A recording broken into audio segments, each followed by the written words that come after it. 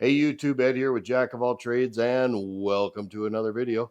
So as it says in the thumbnail, I picked up a free air compressor, but as you would full expect, anytime you get something for free, it's going to come with a litany of problems. This being no different. This air compressor does have some issues with it, so what we're going to do today is we're going to see if I can address those issues, fix them, and turn this into a usable piece of equipment. So stay tuned and let's go to work on this air compressor.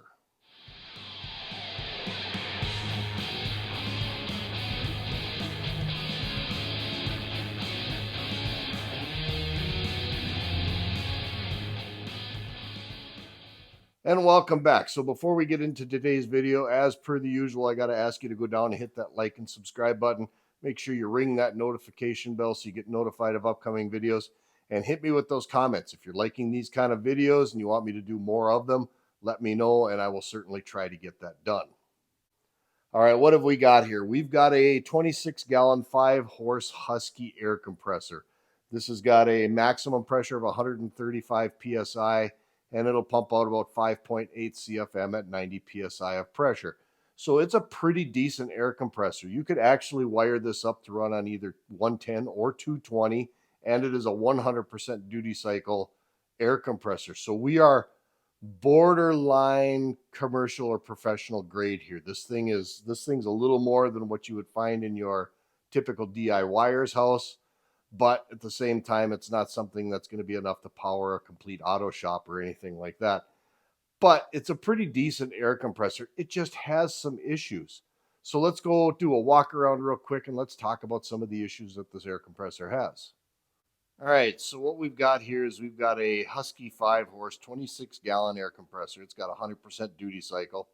And like I said, it's a maximum of 135 psi, and it'll put out 6.8 or 5.8 CFM of air under 90 psi of pressure. And it does have some problems with it, not least of which is it's missing the ground prong on the plug. So that's one of the things we're going to have to correct, is we're going to have to do that. And the other thing that I notice is that it is leaking outside or out of the fitting that's for the outlet, which goes into the tank down there. So we're going to have to figure out why this fitting is leaking oil, because you can see it's got a lot of oil hanging around it. And I actually know why, because the fitting is actually loose. So that's actually a relatively easy fix. We just have to take that off, put some Teflon tape on it, and tighten everything back up. I'm sure it got that way over years and years and years of use, and the vibration and everything just probably shook everything loose. So the biggest issue that this air compressor has, and the reason that the owner was getting rid of it, is because it's leaking air out of the bottom of the tank. And what I mean it's leaking air out of the bottom of the tank's actually got a hole in it. So give me just a second here to relocate the camera, and we are going to lay this thing down on its side, and I'll show you where the hole is. Right there is where the hole is.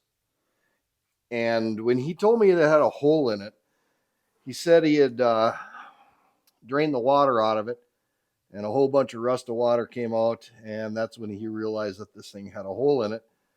And so he was assuming that the bottom of the tank is rusted out. So we're going to find that out. So before I do any other repairs on it, we got to first figure out if this tank actually has rusted through, or if that's a defect in the metal. Now that's a pinhole right there. It's not very big. It's actually quite small, but at the same time, I've seen that before in steel where it was actually just a flaw or a defect in the steel, and it's not necessarily a problem. So the way to check that is to basically just grab a drill and drill a hole through it and see what happens.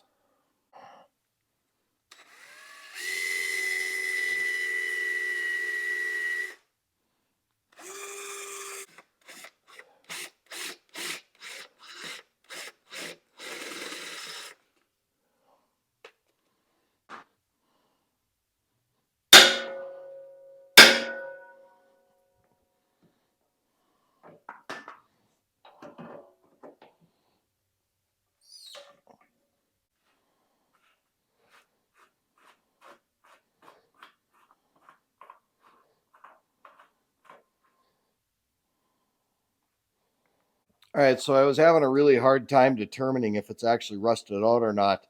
And so I took the plug out of the bottom, and I'm still having a hard time because there's quite a bit of crap in the bottom of this tank. So what I'm going to do is there's another plug on the side of the tank. I'm going to go ahead and I'm going to knock that plug off, take it outside. We're going to rinse this thing out with the garden hose and see if I can see something.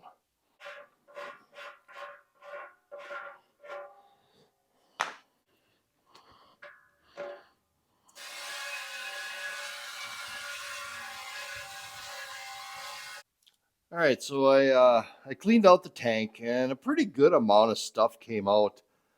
And I'm sure this bottom is a little thin, but not enough where I think I'm going to worry about it. It's only 135 psi. If I was dealing with some really high pressure stuff here, I'd be a little more concerned. But there's still plenty of material here, and I bang on it with a hammer, and it doesn't seem like it wants to give or move. So you know what? I'm gonna fire up the welder. I'm gonna plug the hole, and then we're gonna plug this thing in. We're gonna pump it up to 50, 60 psi and just shut her down, see what happens, and let it sit for a while. And then I'll pump it up to maybe 90 psi and see what happens. Like I said, it's only 135 psi, so if it does split or fail, it's not like it's going to be a rocket going through my wall or anything like that. It might make a lot of noise and blow some air around, but it's not going to be anything too terribly destructive. So we're gonna weld it up and we're gonna see what happens.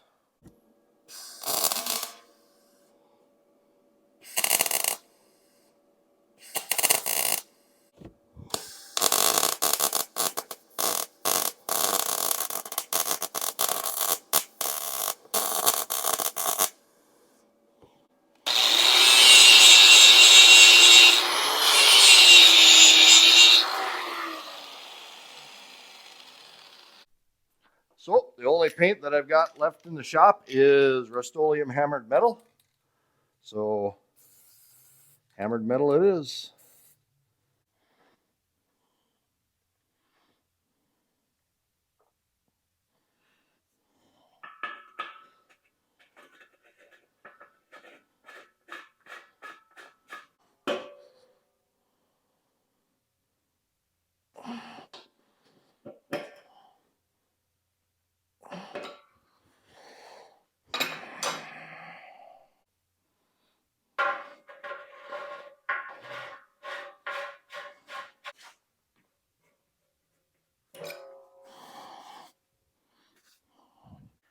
Alrighty.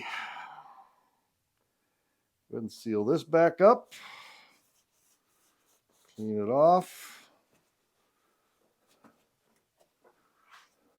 A little bit of Teflon tape.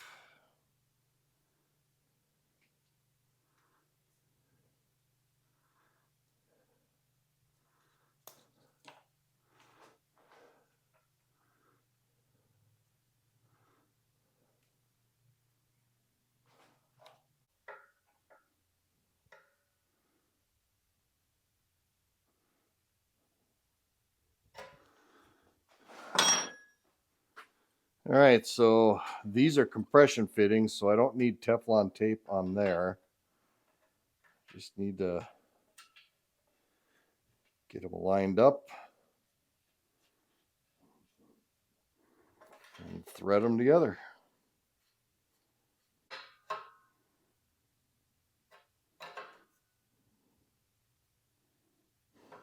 So I'm gambling this is going to work, so I'm going to go ahead and I'm going to change out that cord.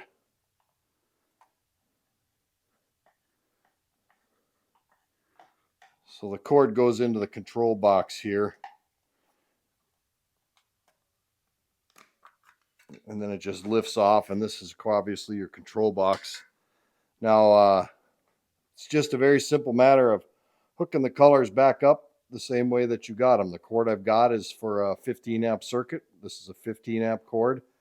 So I just got to remember black on top, white on the bottom, and then ground goes to this ground pin down here on the bottom of the box. All right, moment of truth. Looking to see if it holds air. I'm looking to see if it works. So let's go ahead and flip her on and we'll see what happens.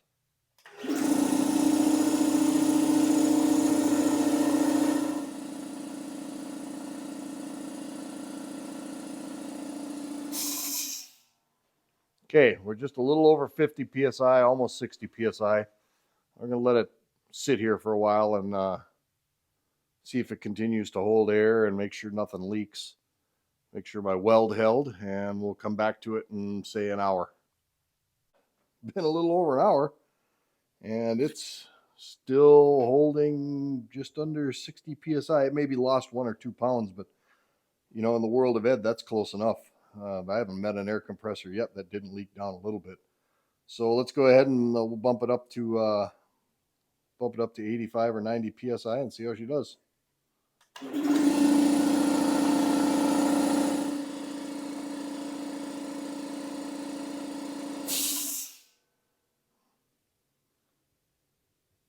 All right, we're almost right at 90, just a hair below it.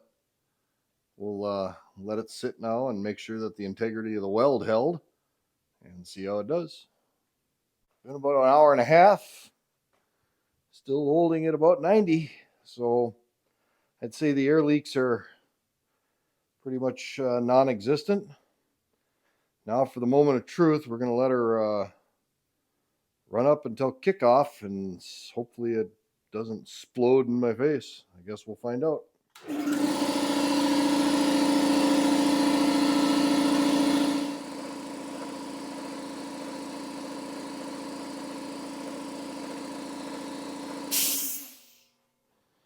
Wow, that sucker goes up to like 142 psi before she kicks off. It says 135, but well, it is what it is.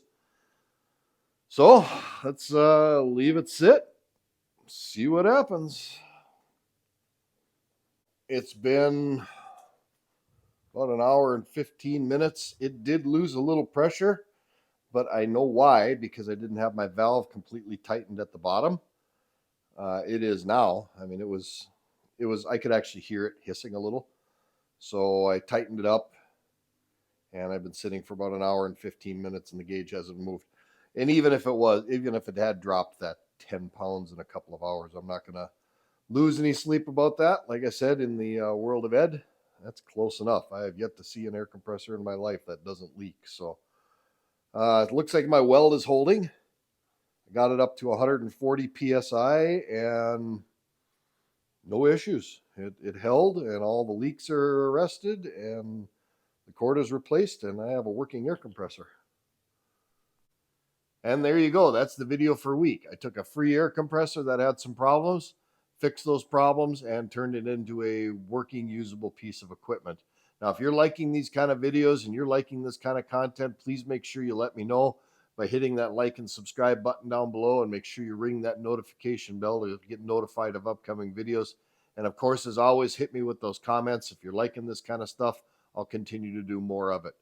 With that, this is Ed from Jack of All Trades. As always, thank you for stopping by, and we will see you on the next video.